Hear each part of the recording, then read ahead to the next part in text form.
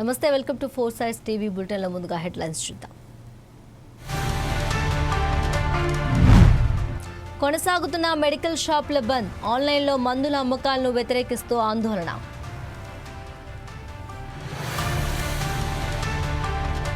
ప్రధాని మోడీ ఇటలీలో పర్యటనలో ఆసక్తికర సన్నివేశం. మెలోనీకి చాక్లెట్ల ప్యాకెట్ని గిఫ్ట్గా ఇచ్చిన మోదీ.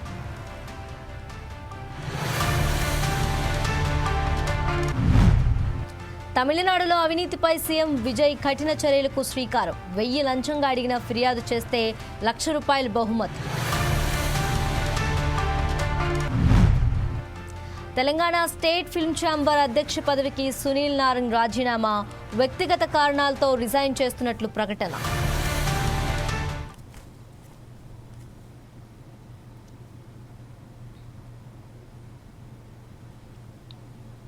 ప్రధాని నరేంద్ర మోదీ 5 దేశాల పర్యటనలో భాగంగా మే 19న ఇటలీ రాజధాని రోమ్కు చేరుకున్నారు. ఇది ఆయన 5 దేశాల పర్యటనలో చివరి దశ. ఇటాలియన్ ప్రధాని జార్జియా మెలోనీ ఆహ్వానం మేరకు ఆయన ఈ పర్యటన చేస్తున్నారు. ఈ సందర్భంగా ప్రధాని మోదీ ఆమెకు మెలోడీ చాక్లెట్ల ప్యాకెట్ని గిఫ్ట్గా ఇవ్వటం వైరల్ అయింది. మెలోనీ మోదీ స్నేహాన్ని మెలోడీగా పిలుచుకుంటారు నెటిజన్లు. ఇలాంటి సమయంలో సరిగ్గా మెలోడీ చాక్లెట్లని మోదీ గిఫ్ట్గా ఇవ్వటం హాట్ టాపిక్ అయింది. ఇందుకు సంబంధించిన వీడియోని షేర్ చేసిన మెలోనీ ప్రధాని మోదీకి ధన్యవాదాలు తెలిపారు.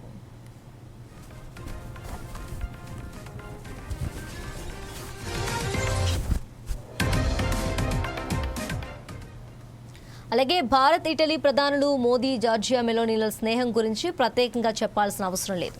వీరి మధ్య జరిగే ఆత్మీయ పలకరింపులకు సంబంధించిన దృశ్యాలు మెలోడీ పేరుతో నెట్టింట తెగ వైరల్ అవుతుంటాయి. తాజాగా మోదీ ఇటలీలో పర్యటిస్తున్నారు. ఈ సందర్భంగా మెలోనీతో ఆయన భేటీ అవగా మరోసారి మెలోడీ మూమెంట్ ట్రెండింగ్లోకి వచ్చింది. భారత్ ఇటలీ సంబంధాలు మరింత బలోపేతం చేయాలనే లక్ష్యంతో మోదీ మెలోనీల మధ్య దౌత్య చర్చలు జరుగుతున్నాయి. ఈ చర్చల కోసం రోమ్కి చేరుకున్న మోదీకి మెలోనీ స్వాగతం పలికారు. ఆ తర్వాత భారత ప్రధానికి ఆమె విందు ఇచ్చారు. అనంతరం ఇరువురు నేతలు ప్రతిష్టాత్మక కొలేసియంను సందర్శించారు. అక్కడ వీరు సెల్ఫీ తీసుకున్నారు. ఈ ఫోటోను మెలోనీ ఎక్స్లో పంచుకుంటూ రోమ్కు స్వాగతం మిత్రమా అని రాసుకొచ్చారు. ఈ ఫోటో నెట్టింట తెగ వైరల్ అవుతుంది. ఇక మెలోనీతో కారులో ప్రయాణం, విందు, కొలేసియంను సందర్శించిన చిత్రాలను మోదీ ఎక్స్లో పంచుకున్నారు. రోమ్లో దిగిన వెంటనే ప్రధాని మెలోనీతో కలిసి రాత్రి భోజనం చేశారని, అనంతరం ప్రతిష్టాత్మక కొలేసియంను సందర్శించినట్లు చెప్పారు. అలాగే పలు అంశాలపై అభిప్రాయాలు పంచుకున్నట్లు తెలిపారు. వీటితో పాటు భారత్ ఇటలీ సంబంధాల బలోపేతానికి జరగనున్న చర్చల కోసం ఎదురు చూస్తున్నానని రాసుకొచ్చారు. Prime Minister Modi brought us a gift, a very, very good toffee.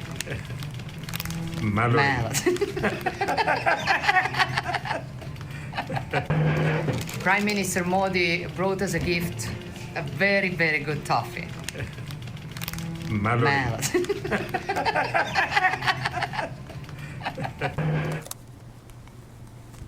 ప్రధాని నరేంద్ర మోదీ 5 దేశాల పర్యటనలో భాగంగా మే 19న ఇటలీ రాజధాని రోమ్కు చేరుకున్నారు. ఇది ఆయన 5 దేశాల పర్యటనలో చివరి దశ. ఇటాలియన్ ప్రధాని జార్జియా మెలోనీ ఆహ్వానం మేరకు ఆయన ఈ పర్యటన చేస్తున్నారు. ఈ సందర్భంగా ప్రధాని మోదీ ఆమెకు మెలోడీ చాక్లెట్ల ప్యాకెట్ని గిఫ్ట్గా ఇవ్వటం వైరల్ అయ్యింది. మెలోనీ మోదీ స్నేహాన్ని మెలోడీగా పిలుచుకుంటారు నెటిజన్లు. ఇలాంటి సమయంలో సరిగ్గా మెలోడీ చాక్లెట్లనే మోదీ గిఫ్ట్గా ఇవ్వటం హాట్ టాపిక్ అయింది. ఇందుకు సంబంధించిన వీడియోని షేర్ చేసిన మెలోనీ ప్రధాని మోదీకి ధన్యవాదాలు తెలిపారు.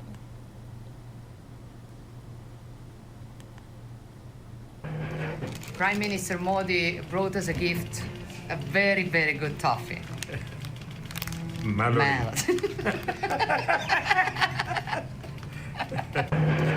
Prime Minister. అలాగే భారత్ ఇటలీ ప్రధానులు మోదీ జార్జియా మెలోనీల స్నేహం గురించి ప్రత్యేకంగా చెప్పాల్సిన అవసరం లేదు. వీరి మధ్య జరిగే ఆత్మీయ పలకరింపులకు సంబంధించిన దృశ్యాలు మెలోడీ పేరుతో నెట్టింట తెగ వైరల్ అవుతూ ఉంటాయి. తాజాగా మోదీ ఇటలీలో పర్యటిస్తున్నారు. ఈ సందర్భంగా మెలోనీతో ఆయన భేటీ అవగా మరోసారి మెలోడీ మూమెంట్ ట్రెండింగ్లోకి వచ్చింది.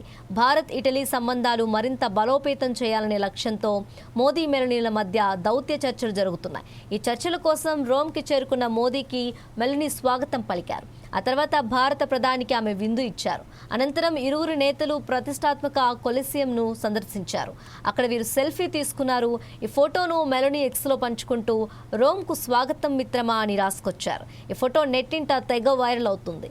ఇక మెలోనీతో కారులో ప్రయాణం, విందు, కొలిసియంను సందర్శించిన చిత్రాలను మోదీ ఎక్స్లో పంచుకున్నారు. రోమ్లో దిగిన వెంటనే ప్రధాని మెలోనీతో కలిసి రాత్రి భోజనం చేశారని, అనంతరం ప్రతిష్టాత్మక కొలిసియంను సందర్శించినట్లు చెప్పారు. అలాగే పలు అంశాలపై అభిప్రాయాలు పంచుకున్నట్లు తెలిపారు. వీటితో పాటు భారత్ ఇటలీ సంబంధాల బలోపేతానికి జరగనున్న చర్చల కోసం ఎదురు చూస్తున్నానని రాసుకొచ్చారు.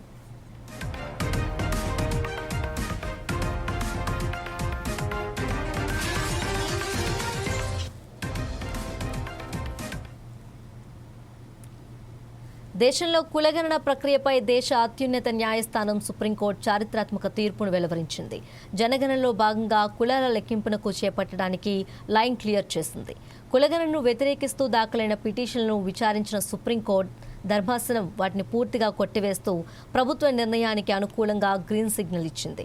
ఈ సందర్భంగా జస్టిస్ సూర్యకాంత్ నేతృత్వంలోని ధర్మాసనం కీలక వ్యాఖ్యలు చేసింది. కులగణన అనేది పూర్తిగా ప్రభుత్వ విధానపరమైన నిర్ణయమని, ఇటువంటి పరిపాలనాపరమైన వ్యవహారాల్లో న్యాయస్థానాల జోక్యం ఎంతమాత్రం ఉండబోదని స్పష్టం చేసింది. సమాజంలో వెనుకబడిన జనాభా వివరాలు, వారి సామాజిక స్థితిగతులు ఖచ్చితంగా తెలిసినప్పుడు మాత్రమే నిజమైన అభివృద్ధి సాధ్యమవుతుందని ధర్మాసనం అభిప్రాయపడింది.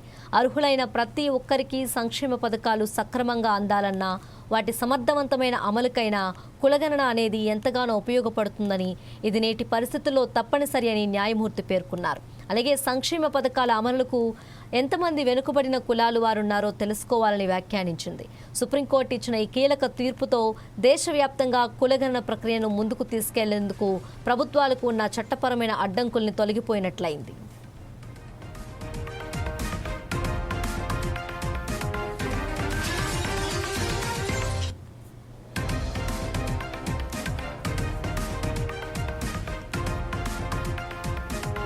దేశంలో కులగణన ప్రక్రియపై దేశ అత్యున్నత న్యాయస్థానం సుప్రీంకోర్టు చారిత్రాత్మక తీర్పును వెలువరించింది. జనగణనలో భాగంగా కులాల లెక్కింపును చేపట్టడానికి లైన్ క్లియర్ చేసింది. కులగణనను వ్యతిరేకిస్తూ దాఖలైన పిటిషన్లు విచారించిన సుప్రీంకోర్టు ధర్మాసనం వాటిని పూర్తిగా కొట్టివేస్తూ ప్రభుత్వ నిర్ణయానికి అనుకూలంగా గ్రీన్ సిగ్నల్ ఇచ్చింది. ఈ సందర్భంగా జస్టిస్ సూర్యకాంత్ నేతృత్వంలోని ధర్మాసనం కీలక వ్యాఖ్యలు చేసింది. కులగణన అనేది పూర్తిగా ప్రభుత్వ విధానపరమైన నిర్ణయమని, ఇటువంటి పరిపాలనాపరమైన వ్యవహారాల్లో న్యాయస్థానాల జోక్యం ఎంతమాత్రం ఉండబోదని స్పష్టం చేసింది. సమాజంలో వెనుకబడిన జనాభా వివరాలు, వారి సామాజిక స్థితిగతులు ఖచ్చితంగా తెలిసినప్పుడు మాత్రమే నిజమైన అభివృద్ధి సాధ్యమవుతుందని ధర్మాసనం అభిప్రాయపడింది. అర్హులైన ప్రతి ఒక్కరికి సంక్షేమ పథకాలు సక్రమంగా అందాలన్నా, వాటి సమర్థవంతమైన అమలుకైనా కులగణన అనేది ఎంతగానో ఉపయోగపడుతుందని, ఇది నేటి పరిస్థితుల్లో తప్పనిసరి అని న్యాయమూర్తి పేర్కొన్నారు. అలాగే సంక్షేమ పథకాల అమలుకు ఎంతమంది వెనుకబడిన కులాలు వారున్నారో తెలుసుకోవాలని వ్యాఖ్యానించింది. సుప్రీంకోర్టు ఇచ్చిన ఈ కీలక తీర్పుతో దేశవ్యాప్తంగా కులగణన ప్రక్రియను ముందుకు తీసుకెళ్లేందుకు ప్రభుత్వాలకు ఉన్న చట్టపరమైన అడ్డంకులన్నీ తొలగిపోయినట్లయింది.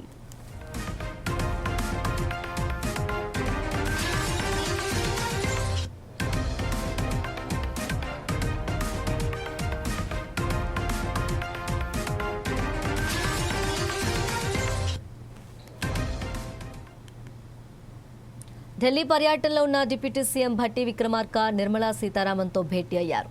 రాష్ట్ర అభివృద్ధి, విద్య, మౌలిక వసతులు, మూలధన వ్యయాలకు సంబంధించిన అంశాలపై వీరి మధ్య చర్చ జరిగింది. సాస్కీ పథకం కింద తెలంగాణకు అదనంగా 5,000 కోట్ల ఆర్థిక సాయం అందించాలని భట్టి విక్రమార్క కోరారు. రాష్ట్రంలో పెట్టుబడులు, సంక్షేమ కార్యక్రమాలను ఈ సందర్భంగా నిర్మలా సీతారామన్కు భట్టి విక్రమార్క వివరించారు. డిఏ ఆమోదించిన విదేశీ ద్రవ్య సహకార ప్రాజెక్టులకు ఎఫ్రిఎం పరిమితుల నుంచి మినహాయింపు ఇవ్వాలని విజ్ఞప్తి చేశారు.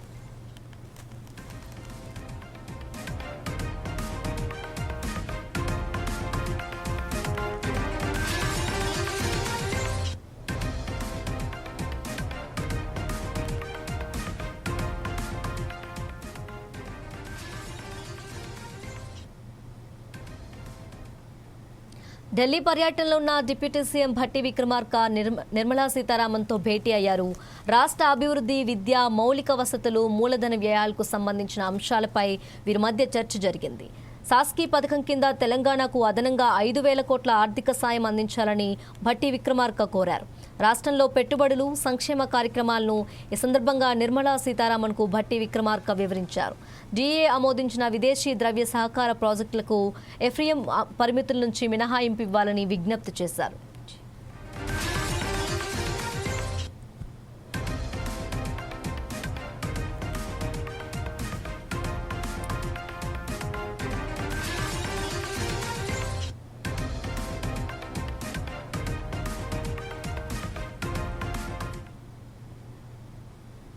కులగణన విషయంలో సుప్రీంకోర్టు ఇచ్చిన కీలక తీర్పును స్వాగతిస్తున్నామని ప్రభుత్వ సలహాదారు మాజీ ఎంపీ వి హనుమంతరావు అన్నారు. సుప్రీంకోర్టు తీర్పు చారిత్రాత్మకమైందని, ఈ తీర్పు ఇచ్చినందుకు న్యాయ వ్యవస్థకు ధన్యవాదాలు తెలిపారు.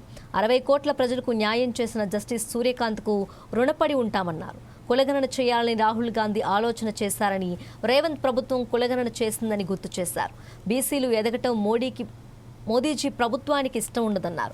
కాగా జనగణనలో కులగణన మినహాయించేలా ఆదేశాలు ఇవ్వాలంటూ దాఖలైన పిటిషన్ను సీజేఐ ధర్మాసనం కొట్టేసింది. జనగణన కుల ప్రతిపాదికన ఉండాలా వద్దా అనేది విధానపరమైన నిర్ణయమని, వెనుకబడిన తరగతుల జనాభా ఎంత ఉందో ప్రభుత్వం తెలుసుకోవాలి కదా అంటూ కీలక వ్యాఖ్యలు చేసింది. జనగణనలో కులగణన లేకుంటే అభివృద్ధి ఎట్లా జరుగుతుంది? మీ సంక్షేమ కార్యక్రమాలు చేయాలంటే పేదలు తెలుసుకొని చేయాలి కదా. వారి సంఖ్య తెలియకుంటే ఇది న్యాయం కాదు. కనుక ఇవాళ నేను నిర్ణయం తీసుకున్నాం. ఈ జనగణనలో కులగణన జరగాల్సిందే.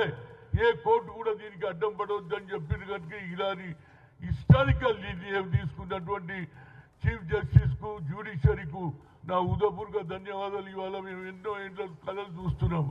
మా గురించి పట్టించుకునేటోడే లేడా, మాకు న్యాయం జరుగుతుందా అని ఆవేదనలో ఉన్నప్పుడు ఇవాళ జ్యుడిషియరీ కూడా రాజకీయంగా వాళ్ళు మమ్మల్ని దెబ్బ కొట్టాలని చూశారు, ఆర్ఎస్ఎస్, బీజేపీ.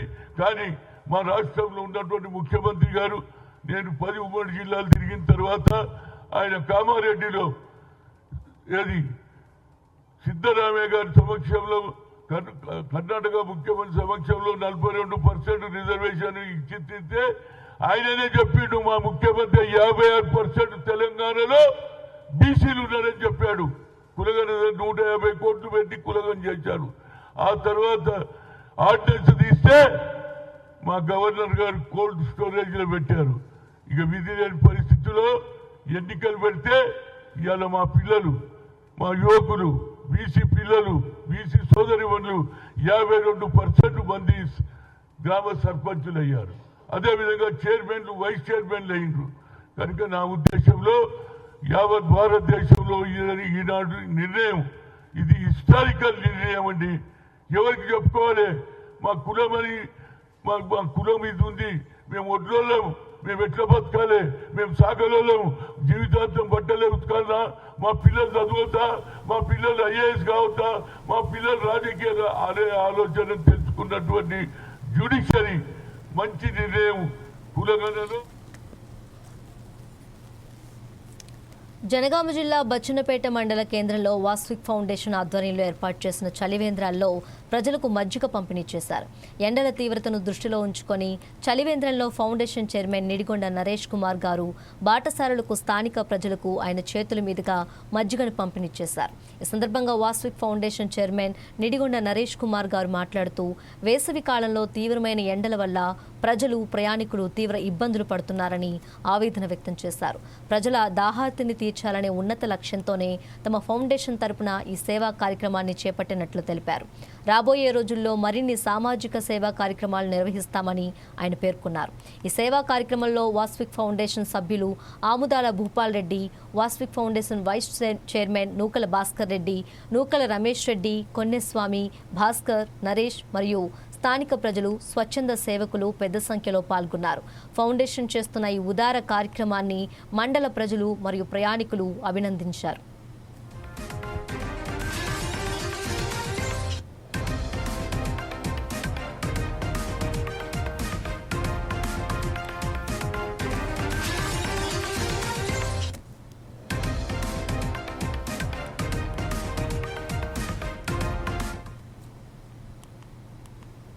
తమిళనాడు నూతన ముఖ్యమంత్రి టీవీకే అధినేత దళపతి విజయ్ మరోసారి తనదైన శైలిలో వార్తల్లో నిలిచారు. ఇటీవలే ముఖ్యమంత్రిగా ప్రమాణ స్వీకారం చేసి పాలనా వ్యవహారాల్లో బిజీగా ఉన్న ఆయన తాజాగా ప్రభుత్వానికి సంబంధించిన ఒక కొత్త మెడికల్ సర్వీస్ జీప్ను స్వయంగా టెస్ట్ డ్రైవ్ చేసి అందరినీ ఆశ్చర్యపరిచారు. ప్రజలకు మెరుగైన వేగవంతమైన వైద్య సేవలు అందించేందుకు ప్రభుత్వం సిద్ధం చేసిన ఈ అత్యాధునిక అత్యవసర వాహనాన్ని స్వయంగా ఆయనే నడిపి దాని పనితీరును పరిశీలించారు.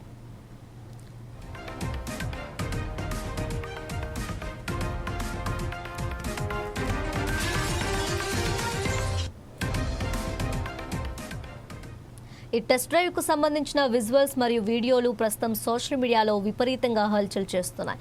సాధారణంగా ముఖ్యమంత్రులు ఇలాంటి వాహనాలను జెండా ఊపి ప్రారంభించడం చూస్తుంటాం. కానీ విజయ్ మాత్రం ప్రోటోకాల్ పక్కన పెట్టి స్వయంగా డ్రైవింగ్ సీట్లో కూర్చొని స్టీరింగ్ తిప్పటం అభిమానులను, ప్రజలను ఎంతగానో ఆకట్టుకుంటుంది.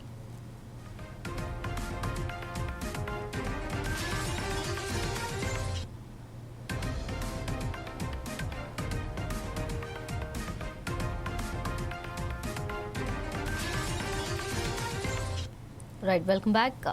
అనంతపురం జిల్లా ఉరవకొండ నియోజకవర్గంలోని విడపనకల్ మండలం గడేకల్ గ్రామంలో ఉద్రిక్త పరిస్థితులు చోటు చేసుకున్నాయి.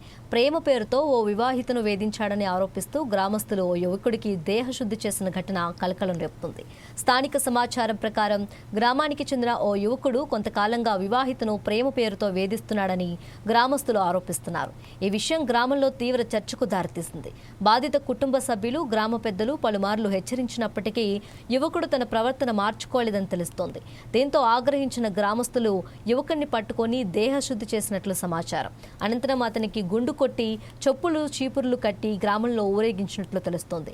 ఈ ఘటనకు సంబంధించిన వీడియోలు, ఫోటోలు సోషల్ మీడియాలో వైరల్ అవుతున్నాయి. ఇక సమాచారం అందుకున్న పోలీసులు ఘటనా స్థలానికి చేరుకొని పరిస్థితిని అదుపులోకి తీసుకున్నారు. ఈ ఘటనపై కేసు నమోదు చేసి దర్యాప్తు చేపట్టినట్లు పోలీసులు తెలిపారు. గ్రామస్తులు చట్టాన్ని చేతుల్లోకి తీసుకోవడంపై కూడా పోలీసులు విచారణ జరుపుతున్నట్లు సమాచారం. ఈ ఘటన స్థానికంగా తీవ్ర చర్చనీయాంశంగా మారింది. మహిళలపై వేధింపుల ఘటనలపై కఠిన చర్యలు అవసరమని ఒకవైపు అభిప్రాయాలు వ్యక్తమవుతూ ఉండగా, మరోవైపు చట్టాన్ని చేతుల్లోకి తీసుకుని వ్యక్తులను అవమానించడం సరైంది కాదని పలువురు అభిప్రాయపడుతున్నారు.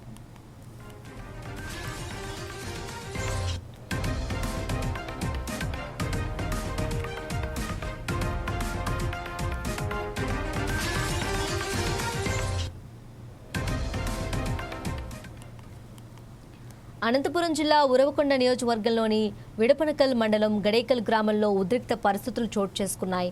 ప్రేమ పేరుతో ఓ వివాహితను వేధించాడని ఆరోపిస్తూ గ్రామస్తులు ఓ యువకుడికి దేహశుద్ధి చేసిన ఘటన కలకలం రేపుతుంది. స్థానిక సమాచారం ప్రకారం గ్రామానికి చెందిన ఓ యువకుడు కొంతకాలంగా వివాహితను ప్రేమ పేరుతో వేధిస్తున్నాడని గ్రామస్తులు ఆరోపిస్తున్నారు. ఈ విషయం గ్రామంలో తీవ్ర చర్చకు దారితీసింది. బాధిత కుటుంబ సభ్యులు, గ్రామ పెద్దలు పలుమార్లు హెచ్చరించినప్పటికీ యువకుడు తన ప్రవర్తన మార్చుకోలేదని తెలుస్తోంది. దీంతో ఆగ్రహించిన గ్రామస్తులు యువకుడిని పట్టుకొని దేహశుద్ధి చేసినట్లు సమాచారం.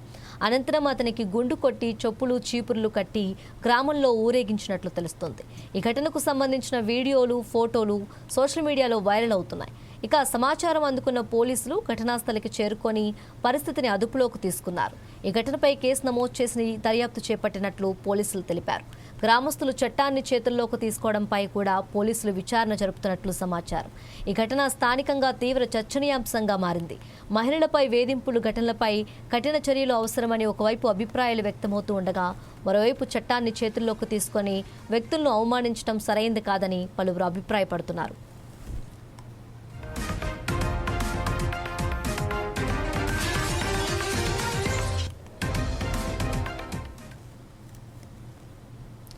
బతుకుదెరువు కోసం కువైట్ వెళ్లిన తిరుపతి జిల్లాకు చెందిన భాగ్యవతి అనే గిరిజన మహిళ అక్కడ నరకయాతన పడుతుంది.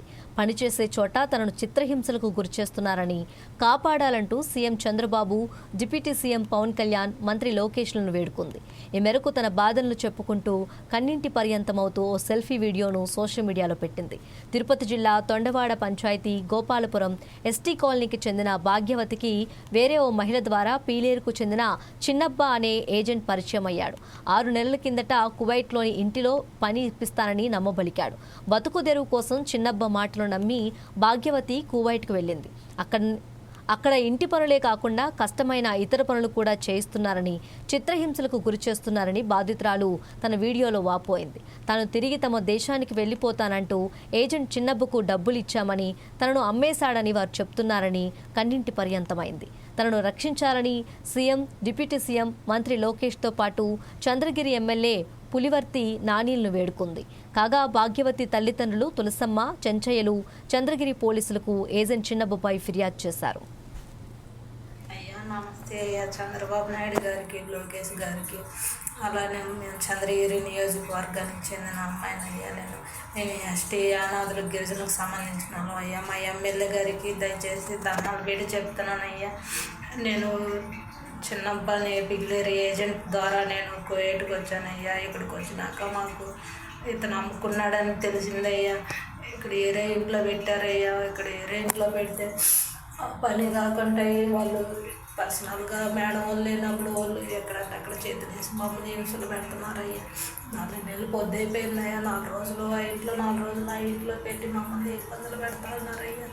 మాకు ఫోన్లు కూడా ఇవ్వట్లేదయ్యా. ఇక్కడ మేము ఇంటికి వెళ్ళిపోతాం, మేము ఉండమని చెప్తా ఉంటే అసలు ఫోన్లు బిక్కొని మీరు పోయేయట్లేదు, వచ్చేయట్లేదు, మిమ్మల్ని ఇంతకు అమ్ముకున్నారు, అంతకు అమ్ముకున్నారని చెప్పి మాట్లాడుతున్నారయ్యా. దయచేసి మమ్మల్ని ఇక్కడ నుంచి ఇంటికి రప్పించండి అయ్యా. అప్పులు పాలైపోయి ద్వారా నేను ఇటు వచ్చేసినానయ్యా. నా బిడ్డలు అదే అప్పులు పాలైపోయి బిడ్డల గురించి నేను ఎంత దూరం వచ్చేసినానయ్యా. నేను ఏజెంట్ ద్వారా మోసం అయిపోయి వచ్చేసినానయ్యా. నేను దయచేసి మీ కాలు పట్టుకుంటానయ్యా. నన్ను ఇండియాకి రప్పించండి అయ్యా. ఎన్టీఆర్ జిల్లాలో ప్రేమ వివాహం చేసుకున్న ఓ జంటతో పాటు వారి కుటుంబాన్ని సామాజికంగా వెలివేసిన ఘటన తీవ్ర కలకలం రేపుతుంది. రెడ్డిగూడెం మండలం శ్రీరాంపురం గ్రామంలో చోటు చేసుకునే ఘటనపై బాధిత కుటుంబం ఆవేదన వ్యక్తం చేస్తోంది. గ్రామానికి చెందిన తేజ, నాగలక్ష్మి ప్రేమించి వివాహం చేసుకోవడంతో గ్రామ పెద్దలు ఆగ్రహం వ్యక్తం చేసినట్లు తెలుస్తోంది. ఈ వివాహాన్ని అంగీకరించని కుల పెద్దలు ఆ జంట కుటుంబాన్ని గ్రామం నుంచి దూరం పెట్టేలా నిర్ణయం తీసుకున్నారని ఆరోపణలు వినిపిస్తున్నాయి. వారితో ఎవరూ మాట్లాడకూడదని, వారి ఇళ్లకు వెళ్లకూడదని, వారు వచ్చినా రానివ్వకూడదని గ్రామంలో చాటింపులు చేసినట్లు సమాచారం.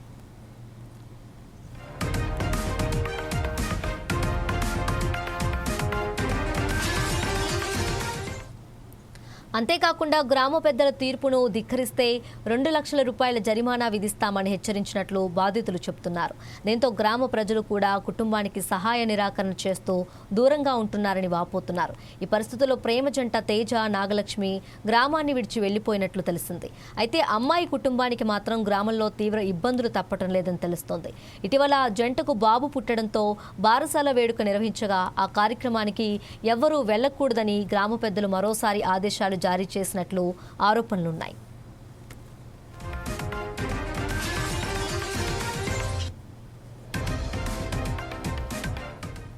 బారసాల వేడుకకు రావాలని గ్రామస్తులను స్వయంగా ఆహ్వానించేందుకు గ్రామంలోకి వచ్చిన కుటుంబ సభ్యులపై కూడా గ్రామ పెద్దలు ఆగ్రహం వ్యక్తం చేశారని, గ్రామ తీర్పును ఉల్లంఘించారని చెబుతూ 2 లక్షల రూపాయల జరిమానా కట్టాలని తీర్పు ఇచ్చినట్లు సమాచారం.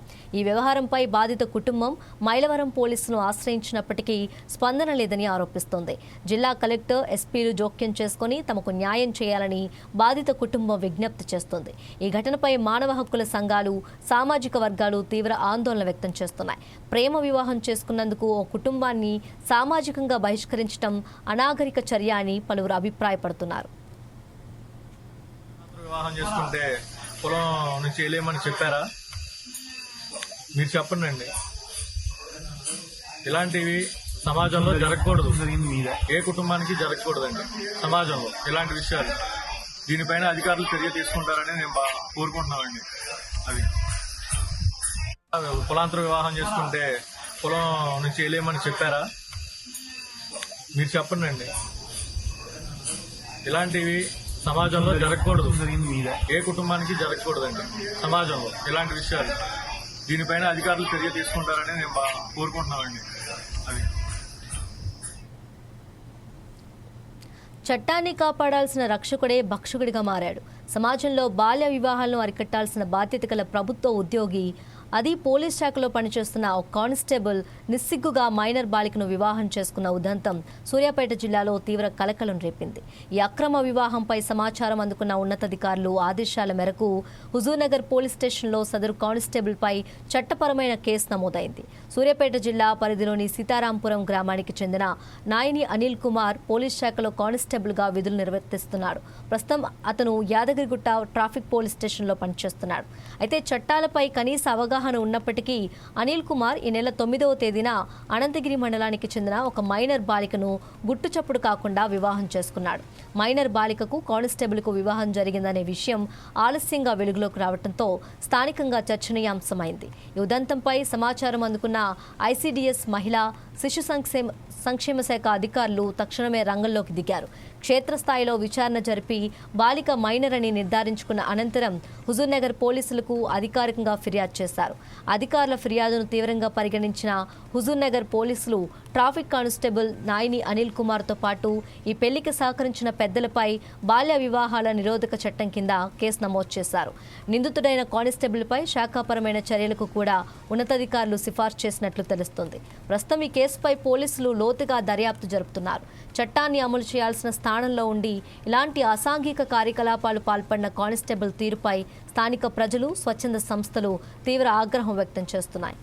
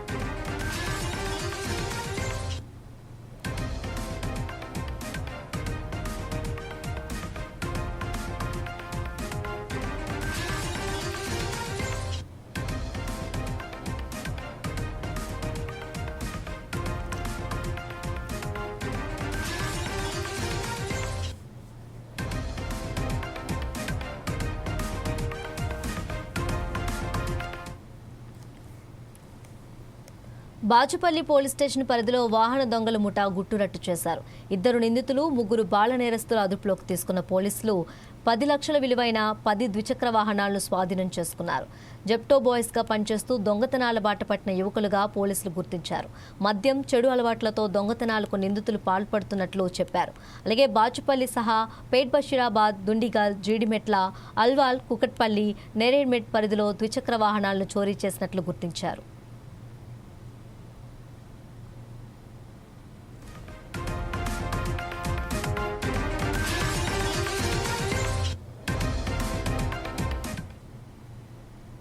పోలీస్ స్టేషన్ పరిధిలో ఈ నెల 10వ తారీఖున ఒక మోటార్ సైకిల్ పోయింది, ఆటోమొబైల్ థెఫ్ట్ అయింది. ఈ ఆటోమొబైల్ థెఫ్ట్ అయిన తర్వాత ఎస్హెచ్ఓ గారు డిఐ సురేష్ ఆధ్వర్యంలో క్రైమ్ టీమ్ను ఫామ్ చేశారు. ఈ క్రైమ్ టీమ్ ఈ ఆటోమొబైల్ థెఫ్ట్ కోసము వెరిఫై చేస్తూ సీసీ కెమెరాలు మరియు అక్కడ మా దగ్గర ఉన్నటువంటి టెక్నాలజీ ఆధారంగా వెరిఫై చేస్తూ ఉంటే అల్వాల్లో నివాసం ఉన్నటువంటి దాసరి సురేష్, దాసరి మహేష్ అనే వాళ్ళ 2 పైన అనుమానం వచ్చింది. వాళ్ళపైన మేము తిరుగుతూ ఉన్నాము. ఈ క్రమంలో ఈరోజు ఉదయం 7 గంటలకి మా వాళ్ళు నైట్ డ్యూటీ వాళ్ళు పెట్రోలింగ్ చేస్తూ ఉంటే ఈ రాజీవ్ గాంధీ నగర్ దగ్గర మా దగ్గర దొంగతనమైనటువంటి ఈ మోటార్ సైకిల్లో వచ్చారు. పోలీసులు చూసి పారిపోతుంటే వీళ్ళని పట్టుకోవడం జరిగింది. వాళ్ళను విచారిస్తే దీనితో పాటు మొత్తం 10 మోటార్ సైకిళ్లను కంప్లీట్ చేశారు. బాచుపల్లిలో 2, పేట్ బషీరాబాద్లో 3, దుండిగల్లో 1, జీడిమెట్లలో 1, అల్వాల్లో 1, కూకట్పల్లిలో 1, నేరేడ్మెట్లో 1 ఈ మోటార్ సైకిల్ అన్నిటినీ వీళ్ళు దొంగతనం చేశారు. బేసికల్గా వీళ్ళు జెప్టో బాయ్స్గా పనిచేస్తారు. వీళ్ళతో పాటు ఒక చిన్నపిల్లలను ఒక 3 కూడా ఈ నేరంలో వాడుకున్నారు. పోక్సో యాక్ట్ ప్రకారంగా వాళ్ళ పేర్లు మనం బయటికి చెప్పలేము. వాళ్ళను కూడా విచారించి తగు చర్య తీసుకుంటాము. ఈ 10 మోటార్ సైకిళ్ళు వీళ్ళు ఏం చేస్తారంటే తీసుకుపోతారు, పెట్రోల్ ఉన్న కాడికి వాడతారు, ఎక్కడ పెట్రోల్ లేకపోతే అక్కడ పడేసి మళ్ళీ అక్కడ ఇంకొక దొంగతనం చేసుకుని వెళ్ళిపోతారు. గతంలో వేరే నేర చరిత్ర ఉంది సార్? ఇప్పటి వరకు వీళ్ళ పైన నేరం అనేది ఎఫ్ఐఆర్ కాలేదు. ఈ కేసులో దొరికిన తర్వాతనే వీళ్ళు ఎన్ని చేసినది మొత్తం లిస్ట్ అవుట్ అయింది. అంటే వీళ్ళు ఏమైనా గ్యాంగ్ ఏర్పడి ఉంటున్నారా లేదా ఓన్లీ వీళ్ళిద్దరే? వీళ్ళిద్దరు అన్నదమ్ములు ఆ చుట్టుపక్కల ఉన్నటువంటి 3 ఫ్రెండ్స్ కలిపి ఈ జాయ్ రైడర్స్గా ఒక చిన్న గ్యాంగ్ ఏర్పడి చేశారు. అంటే only motorcycles sir? 2 wheelers. Only 2 wheelers. Only వీళ్ళపైన షీట్ ఓపెన్ చేసి భవిష్యత్తులో మళ్ళీ ఇలాంటివి జరగకుండా చేస్తాము. మా బాచుపల్లి పోలీసులందరూ బాగా దాదాపు 200 సీసీ కెమెరాలు వెరిఫై చేశారు. ఎస్హెచ్ఓ, డిఐ సురేష్ ఇద్దరు దాదాపు రాత్రి పగళ్ళు కష్టపడి ఇవన్నీ ఎక్కడెక్కడ చేసింది మొత్తం ట్రేస్ అవుట్ చేసి పట్టుకోవడం జరిగింది. ఎస్పీ దామోదర్ ఆదేశాల మేరకు బొబ్బిలి డీఎస్పీ గోవిందరావు పర్యవేక్షణలో కార్డన్ సెర్చ్ చేపట్టారు. గాంజా నియంత్రణలో భాగంగా రాయగఢ నుంచి గుంటూరు వెళ్తున్న ట్రైన్లో కార్డన్ సెర్చ్ చేపట్టారు. గజపతి నగరం నుంచి విజయనగరం వరకు ట్రైన్లో కార్డన్ సెర్చ్ 60 మంది సిబ్బందితో కలిసి నిర్వహించారు. గంజాయి స్మగ్లర్స్ ట్రైన్, బస్సు, కార్లలో గాంజాను రవాణా చేస్తున్నారని చెప్పారు. దీంతో గాంజాను అరికట్టేందుకు పోలీస్ సిబ్బంది సోదాలు చేస్తున్నామన్నారు. గాంజాయి సరఫరా చేసే వ్యక్తులకు ప్రజలు సహకరించరాదని డీఎస్పీ సూచించారు. ఈరోజు ఈ గంజా ఏరువేత కార్యక్రమంలో భాగంగా మా జిల్లా ఎస్పీ గారైన శ్రీ ఆర్ దామోదర్ గారు వారి ఆదేశాల మేరకు, అలాగే ఈగల్ అఫీషియల్స్ వారి ఆదేశాల మేరకు ఈరోజు ట్రైన్ కార్డినేట్ సెర్చ్ చేయడం జరుగుతుంది. అందులో భాగంగా మనం రాయగఢ నుంచి గుంటూరు వెళ్ళే ప్యాసింజర్ ట్రైన్ మనం సెలెక్ట్ చేయడం జరిగింది. ఎందుకంటే ఆ ట్రైన్ ఒరిస్సా నుంచి వస్తుంది కాబట్టి ఈ గంజా ఎక్కువ ప్రాబిలిటీ ఉంటుందనే ఉద్దేశంతో ఆ ట్రైన్ మేము సెలెక్ట్ చేయడం జరిగింది. అందులో భాగంగా ఈరోజు గజపతి నగరం సర్కిల్లో సిఐ గారు మరియు మా ఎస్ఐలు, అలాగే ఇక్కడ జేఆర్పీ సిబ్బంది, ఈగల్ టీము వీరంతా కలిసి ఈరోజు ఈ కార్డినేట్ సెర్చ్ ఈ ట్రైన్లో చేయడం జరుగుతుంది. ఇందులో భాగంగా ఈరోజు గజపతి నగరం స్టేషన్లో ఈ ట్రైన్ మేమంతా ప్రతి ఈచ్ బోగి కొంత స్టాఫ్ని మేము పెట్టి అప్ టు అది విజయనగరం వెళ్ళే వరకు తరోగా చెక్ చేయడం జరుగుతుంది. ఈరోజు శ్రీశైల మహాక్షేత్రంలో ఆరుద్ర నక్షత్రాన్ని పురస్కరించుకొని శ్రీ స్వామి అమ్మవార్లకు స్వర్ణరథోత్సవం వైభవంగా నిర్వహించారు. ఆరుద్ర ఉత్సవంలో భాగంగా వేకుజామున శ్రీ స్వామివారికి మహాస్య పూర్వక ఏకాదశ రుద్రాభిషేకం, అన్నాభిషేకం, విశేష పూజలు అనంతరం స్వర్ణరథోత్సవం జరిపించబడింది. ఈ స్వర్ణరథోత్సవంలో ముందుగా దేశం శాంతి సౌభాగ్యాలతో విలసిల్లాలని, అతివృష్టి అనావృష్టి నివారించబడాలని, ప్రకృతి వైపరీత్యాలు సంభవించకుండా సకాలంలో తగినంత వర్షాలు కురిసి దేశం పాడి పంటలతో తూలతూగాలని, జనులందరికీ ఆయురారోగ్యాలు కలిగి వారికి అకాల మరణాలు రాకుండా ఉండాలని, దేశంలో అగ్ని ప్రమాదాలు, వాహన ప్రమాదాలు మొదలైనవి జరగకుండా ఉండాలని, ప్రజలందరూ సుఖ సంతోషాలతో ఉండాలంటూ ఆలయ అర్చకులు లోక కళ్యాణ్ ఆకాంక్షిస్తూ సంకల్పాన్ని పఠించారు. భక్తుల శివనామ స్మరణతో వేదమంత్రాల నడుమ ఈ స్వర్ణరథోత్సవం ప్రారంభమైంది.